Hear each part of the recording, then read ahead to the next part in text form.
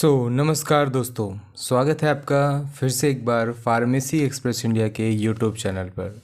दोस्तों, जैसा कि आप सभी लोग स्लाइड्स में देख पा रहे होंगे कि आज जो हमारा डिस्कशन है या जो हमारा प्रेजेंटेशन है वो हमारे इंसुलिन थेरेपी पे बेस्ड है। और हम जानेंगे कि इंसुलिन थेरेपी के प्रोज़ एंड कॉन्स क्या हैं, किन मेडिकल ट्रीटमेंट की कंडीशंस में हमें इंसुलिन आउटवर्ड से लेना पड़ता है, एक्सटर्नली लेना पड़ता है, और इंसुलिन का डायबिटीज़ मैनेजमेंट में क्या रोल है। चलिए शुरू करते हैं। जैसा कि दोस्तों आप लोग स्लाइड में देख पा रहे होगे कि इंसुलिन थेरेपी जो है एक वेरी वाइटल कंपोनेंट है आपके डायबिटीज़ मैनेजमेंट का फॉर मैनी इंडिविजुअल। मतलब बहुत सारे इंडिविजुअल्स के लिए डायबिटीज़ मैनेजमेंट अगर करना है तो उन्हें इंसुलिन थेरेपी की रिक्वायरमेंट होती है। और ये क्या करता है, ये हेल्प करता है आपके ब्लड ग्लूकोज लेवल्स को रेगुलेट करने में और एक यूग्लाइसेमिक स्टेज को मेंटेन रखने के लिए, जिसके कारण कि हमारे जो कॉम्प्लिकेशंस हैं, जो कोमॉर्बिड कॉम्प्लिकेशंस जो डेवलप हो सकते हैं, चाहे वो आपका हाई ब्लड प्रेशर हो या कॉरोनरी हार्ट डिजीज़ की कंडीशन हो, वो डेवलपमेंट के चांसेस जो हैं वो कम हो जाते हैं पेशेंट्स के अंदर। However like any medical treatment, जो इंसुलिन की थेरेपी है उसके भी कुछ ना कुछ प्रोज हैं और कुछ ना कुछ उनके भी कॉन्स हैं। तो हम पहले जानेंगे कि इंसुलिन एंड इट्स रोल क्या है, स्पेशली डायबिटीज़ मैनेजमेंट में। दोस्तों, इंसुलिन जैसा कि हम सभी लोग जानते हैं कि ये एक तरीके का हार्मोन है जो कि हमारा प्रोड्यूस्ड होता है बाय द पैंक्रियाज। और पैंक्रियाज में भी पैंक्रेटिक बीटा सेल से इंसुलिन जो है वो प्रोडक्शन होता है, और ये हमारे ब्लड शुगर को रेगुलेट करने में हेल्प करता है। और ये हेल्प करता है, किस तरीके से ये हेल्प करता है रेगुलेट करने में? ये क्या करता है कि ये अलाउ करता है सेल्स को सो दैट कि to absorb glucose from the blood stream and use it form of energy. Glucose का कन्वर्जन एटीपी में करवाना, सेल्स के थ्रू रिटेंशन ग्लूकोज का होना, वो होने के लिए हमें इंसुलिन की ज़रूरत पड़ती है। नाउ इन अ इंडिविजुअल जो भी अगर डायबिटीज़ से पीड़ित हैं या उन्हें हो गया है, उन पेशेंट्स के अंदर जो बॉडी है इधर वो एनफ इंसुलिन ही प्रोड्यूस करती ही नहीं है, जिसे हम एक तरीके का टाइप 1 डायबिटीज़ कंडीशन कहते हैं, और ये एक तरीके का इंसुलिन डिपेंडेंट डायबिटीज़ मेलाइटस है।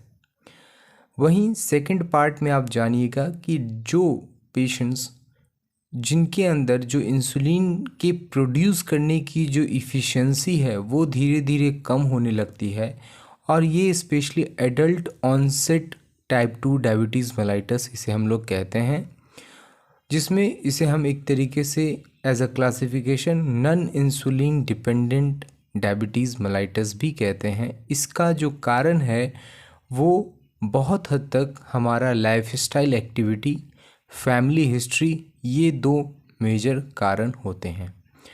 इंसुलिन थेरेपी जो है बहुत ही नेसेसरी है so that to supplement the body insulin supply and to maintain a very healthy body blood sugar level.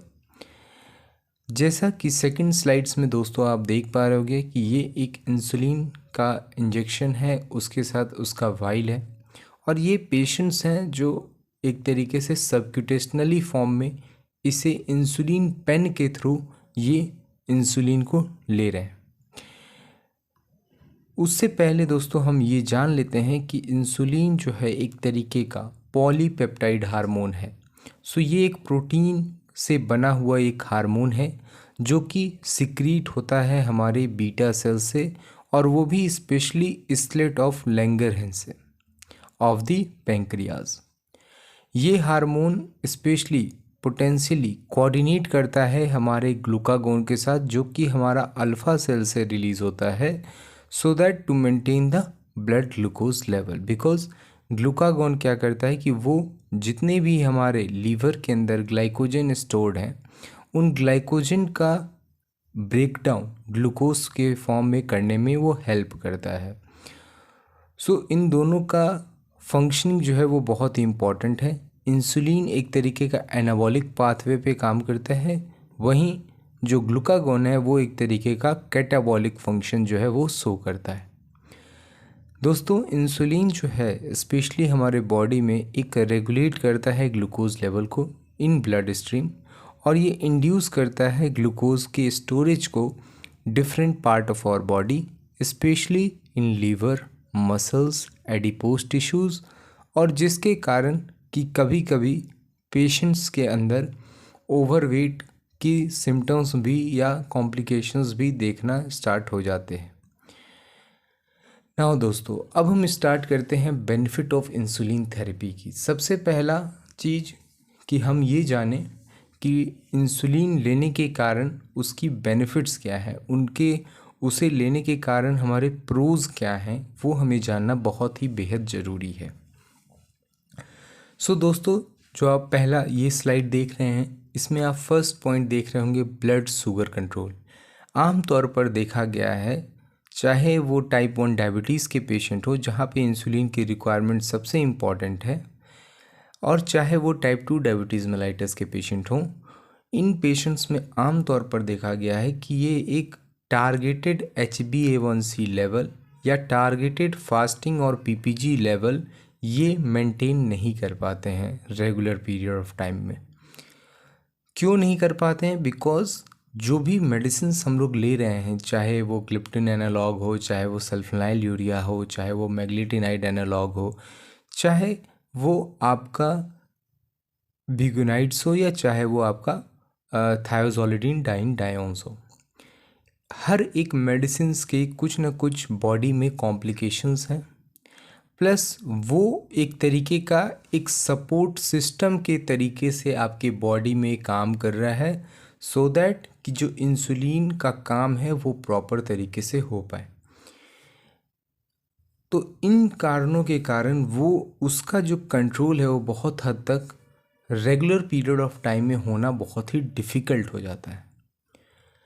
आमतौर पर जैसा कि हम सभी लोग जानते हैं कि टाइप 1 डायबिटीज़ पेशेंट हो या टाइप 2 डायबिटीज़ पेशेंट हो या कोई भी डायबिटीज़ पेशेंट है, उसके अंदर सबसे महत्वपूर्ण इंसुलिन की डिफिशियंसी होना ही देखा जाता है। वैसे एक और कॉम्प्लिकेशंस हैं जो कि इंसुलिन रेजिस्टेंस के हैं, जिसके भी अलग कॉम्प्लिकेशंस है, जिसके लिए अलग अलग मेडिसिन जो है वो चलती हैं। तो जो ब्लड शुगर लेवल है उसे कंट्रोल में ये हेल्प करता है। सो इंसुलिन जो है स्पेशली हेल्प करता है आपके ब्लड शुगर लेवल को रेगुलेट करने में, मतलब एक तरीके से नॉर्मल लेवल को मेंटेन करने में, और ये प्रिवेंट करता है from becoming too high just like hyperglycaemia और too low just like hypoglycaemia.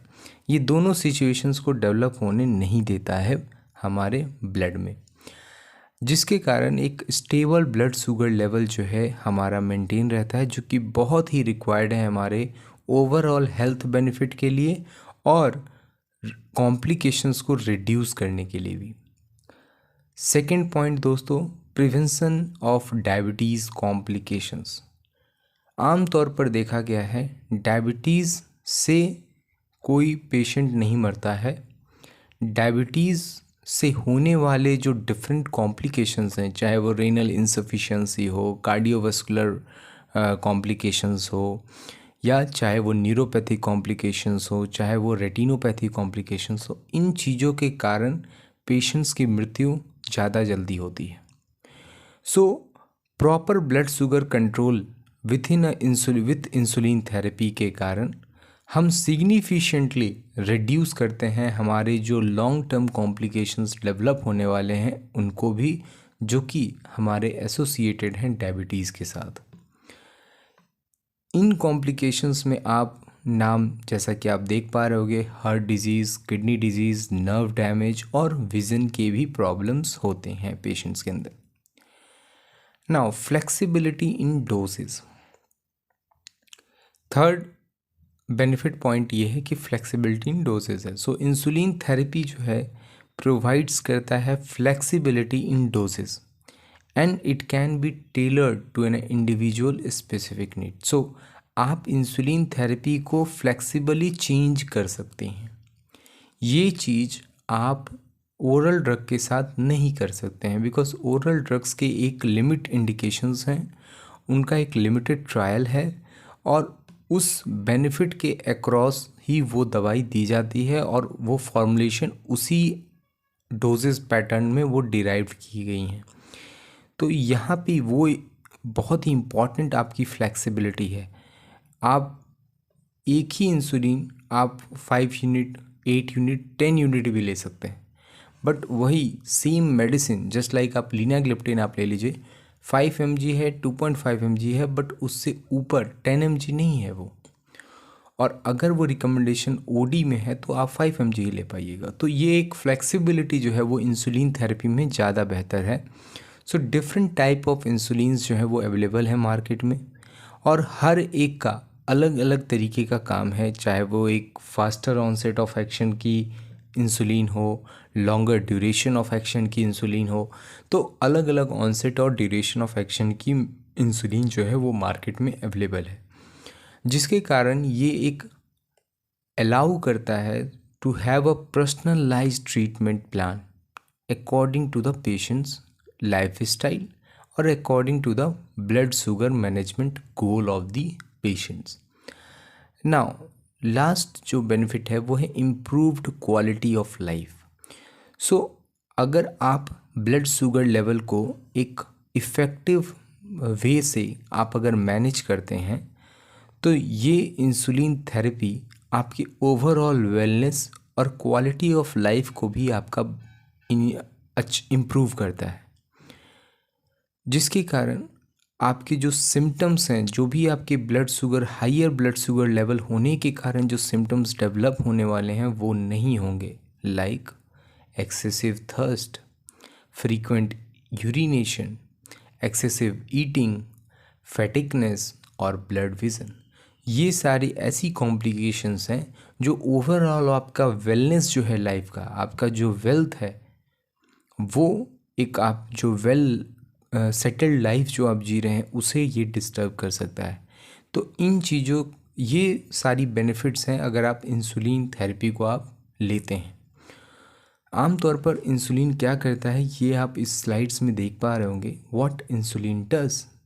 सो जैसा कि आप देख रहे होंगे, insulin from pancreas insulin receptor पे ये बाइंड करता है और ये ग्लूकोज चैनल क्लोज होते हैं, glucose can't inter it, and ये ग्लूकोज जब इंटर करते हैं, ये बाहर में ग्लूकोज हैं और इंसुलिन भी बाहर में है। अब जब insulin unlocks the glucose channel, जब इंसुलिन रिसेप्टार पे बाइंड करता है तो वो इस ग्लूकोज चैनल को ये ओपन करता है, जिसके कारण जो बाहर में जो ग्लूकोज है वो अपना इंटर कर सकते हैं और वही glucose as a form of ATP में कन्वर्ट होके as a energy source utilize हो सकते हैं। ना ये तो रही आपके बेनिफिट्स की बात कि इंसुलिन अगर पेशेंट ले रहा है तो ये सारी बेनिफिट्स पेशेंट्स को मिलती हैं। इसके साथ ही साथ रिस्क एंड चैलेंजेस भी हैं इंसुलिन थेरेपी के। ये एक तरीके का आप कौन समझ जाइए कि एक निगेटिव पार्ट है या एक डिसएडवांटेज है आपके इंसुलिन थेरेपी का। सो फर्स्ट पॉइंट है वो है हाइपोग्लाइसीमिया। सबसे बड़ा रिस्क जो है इंसुलिन थेरेपी में वह है आपका हाइपोग्लाइसीमिया और the low blood sugar level. क्योंकि जब आप ज़्यादा अमाउंट ऑफ इंसुलिन लेना स्टार्ट कर देते हैं और लेस अमाउंट ऑफ कार्बोहाइड्रेट का कंज्यूम्पशन आप स्टार्ट कर देते हैं, तो उस कंडीशन में आपका जो ब्लड शुगर लेवल है वो सडनली जो है वो ड्रॉप टू लो हो जाएगा। बिकॉज आप इंसुलिन उस लेवल पे ले रहे हैं बट उस लेवल की आप कार्बोहाइड्रेट डाइट को नहीं ले रहे हैं, तो जो ब्लड शुगर लेवल है वो ईज़िली जो है वो यूटिलाइज्ड हो जाएगा आपके सेल्स के द्वारा और आप उस सिचुएशन में हाइपोग्लाइसेमिक स्टेज में डेवलप हो जाएंगे। और ये हाइपोग्लाइसेमिक स्टेज में जो सिम्टम्स हैं वो बहुत ही क्लियर एंड क्रिस्टल हैं, लाइक डिजीनेस आना, आपको कन्फ्यूज़न आएगा, चक्कर आएगा, स्वेटिंग आएगी आपको, even the loss of consciousness, मतलब आपको पता ही नहीं चलेगा आप हैं कहाँ पे। So if it let untreated in that case. Second जो कॉम्प्लिकेशंस है या जो निगेटिव इसका पॉइंट है वो है, बहुत सारे इंडिविजुअल में देखा गया है कि जब ये इंसुलिन थेरेपी पे हैं तो इनका वेट गेन जो है वो ज़्यादा हो रहा है जब भी वो इंसुलिन की थेरेपी पे स्टार्ट हो रहे हैं। क्यों? क्योंकि इंसुलिन क्या कर रहा है, insulin as a form of hormone है जो आपके ब्लड के अंदर जो ग्लूकोज आप फूड के थ्रू इंटेक कर रहे हैं, जो ग्लूकोज आपके ब्लड में आ रहा है, उस ग्लूकोज का प्रॉपर यूटिलाइजेशन सेल्स के द्वारा करवा रहा है। अब अगर आप इंसुलिन एक प्रॉपर अमाउंट ऑफ लेंगे और ग्लूकोज एक प्रॉपर अमाउंट में लीजिएगा तो जो सेल्स का नरिशमेंट है वो ज़्यादा प्रॉपरली होगा, जिसके कारण कि आपकी जो ग्लूकोज का डिपोजिशन है वो एडिपोज टिश्यू में भी ज़्यादा बढ़ेगा और इसके कारण फैट की जो डिपोजिशन है वो भी आपकी ज़्यादा बढ़ जाएगी। So however, like if you take a proper diet और प्रॉपर एक्सरसाइज, वेट गेन को जो है आप मैनेज भी कर सकते हैं और बहुत हद तक कुछ मिनिमाइज भी आप कर सकते हैं।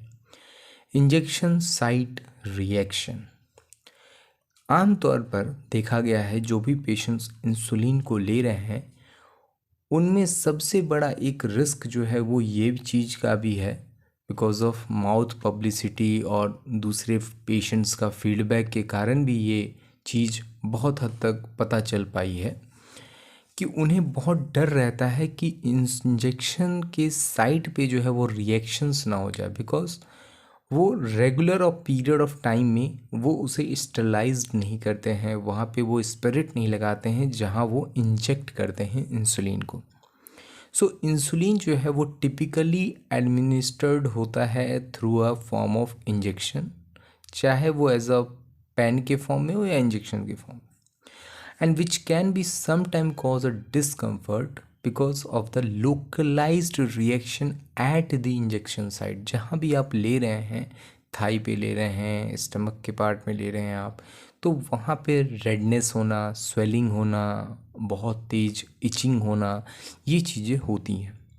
इसके लिए आप क्या कर सकते हैं? तो इसके लिए सिंपल सा उपाय यही है कि आप जो साइट है, जो इंजेक्शन की जो साइट है उसे आप रोटेट करते रहें, एंड जो प्रॉपर टेक्निक है इंजेक्शन को यूज़ करने का वो चीज़ आप करें, जिससे कि जो भी आपके जो रिएक्शंस होने वाले हैं या डेवलप होने वाले हैं वो रिएक्शंस ना हो। तो एक स्टरलाइज्ड वे में यूज़ करना, साफ़ उसे रखना, फिर उसे इंजेक्शन के साइट को रोटेट रेगुलर और पीरियड ऑफ टाइम में करते रहना, वो बहुत ही ज़रूरी है। नाउ जैसा कि आप देख रहे होंगे, अब इसमें दो पॉइंट हैं। एक है आपका treatment adherence.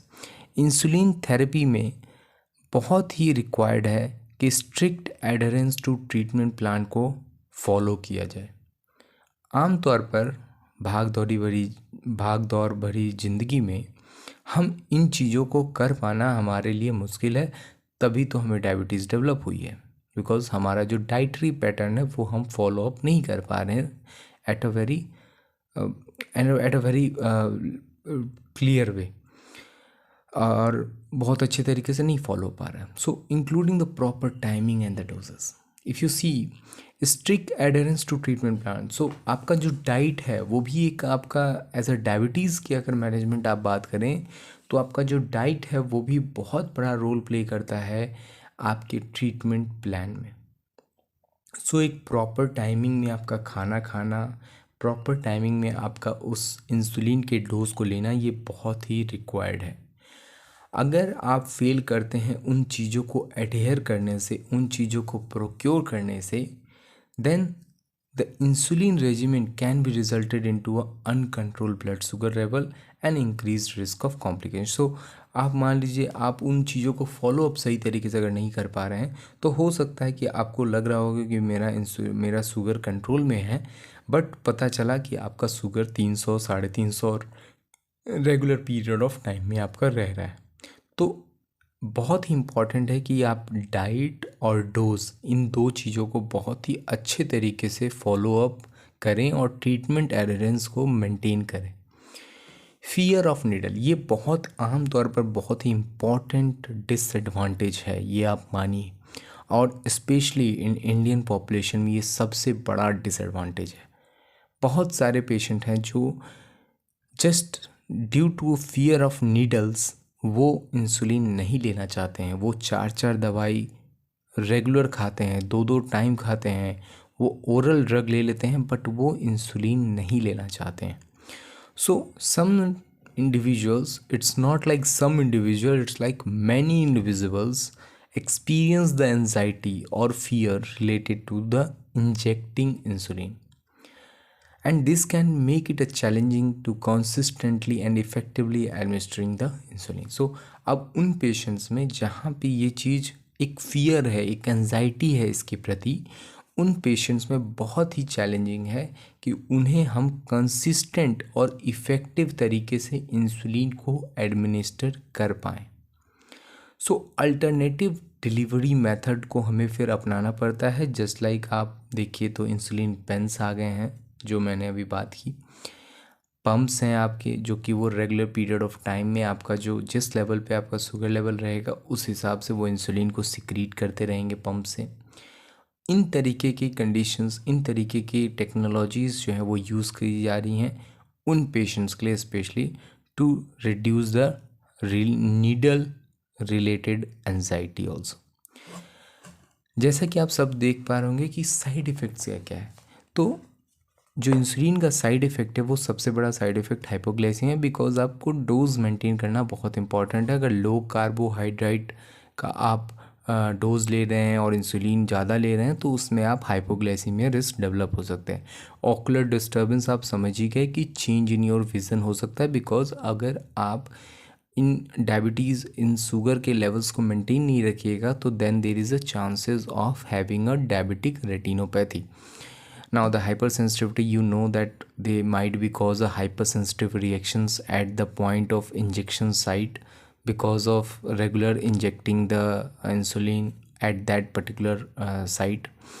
Then there is an increased risk of cardiovascular outcomes also, because what happened now कि ये जो कार्डियोवास्कुलर आउटकम है ये स्पेशली बिकॉज होते हैं क्योंकि इंसुलिन के कारण जो है वेस्कुलर एक्शंस जो है वो आपका बढ़ जाते हैं। बिकॉज इंसुलिन जब सफिशिएंट अमाउंट में मिलना स्टार्ट होता है तो नाइट्रिक ऑक्साइड का प्रोडक्शन ज़्यादा होता है इंडोथीलियम के थ्रू, और ये प्रोडक्शन होने के कारण हो सकता है आपका ब्लड फ्लो बढ़ जाए, हो सकता है आपका वेजोडाइलेशन बढ़ जाए, तो उसके कारण कभी कभी कार्डियक कॉम्प्लिकेशंस भी डेवलप होते हैं।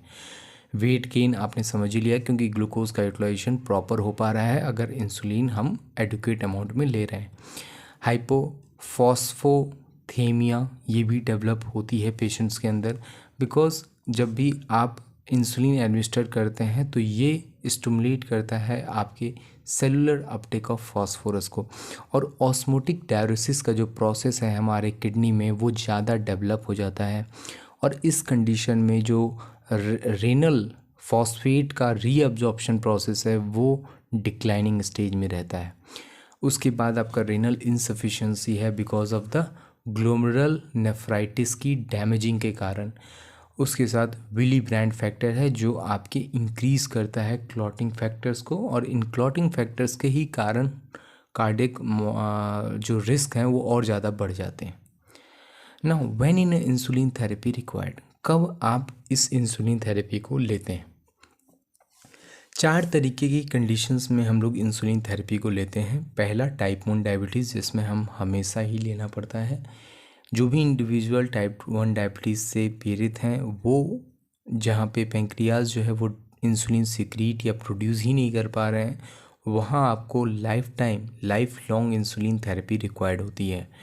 टाइप 2 डायबिटिक पेशेंट में जहाँ भी टाइप 2 डायबिटिक इंडिविजुअल है, इंसुलिन थेरेपी जो है वो नेसेसरी है इफ़ अदर ट्रीटमेंट, जैसे कि अदर जो भी ट्रीटमेंट ऑप्शन है, चाहे वो ओरल मेडिकेशन हो, लाइफस्टाइल हो, डाइटरी चेंजेस हो, उनसे अगर वो ब्लड शुगर लेवल कंट्रोल नहीं होता है तो उन पेशेंट्स में ये रिक्वायर्ड है।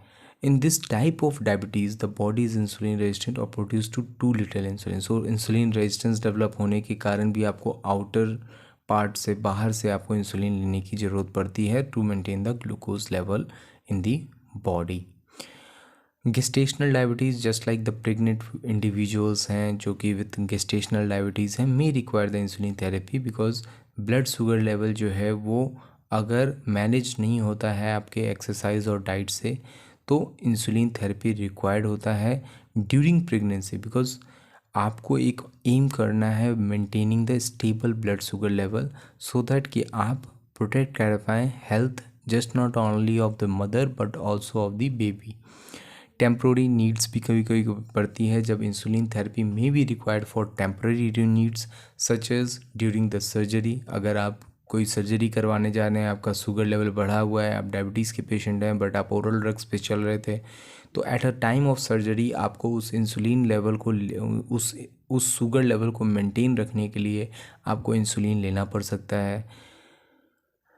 बिकॉज़ आप उस समय हो सकता है कि सर्जरी में आपको स्टेरॉइड्स लेना पड़े, या तो बहुत सारी कंडीशन में जब डायबिटिक कीटोएसिडोसिस की कंडीशन होती है, उन कंडीशंस में भी आपको जो इंसुलिन है वो लेना पड़ता है. बिकॉज़ एक लाइफ थ्रेटनिंग कंडीशन है जिसमें कि high blood sugar with ketone buildup develop हो जाता है बॉडी के अंदर. तो उन कंडीशंस में टेम्प्रोरी नीड्स के बेस पे हमें इंसुलिन थेरेपी को लेना पड़ता है. आई होप सो आपको ये वीडियो बहुत अच्छा लगा होगा.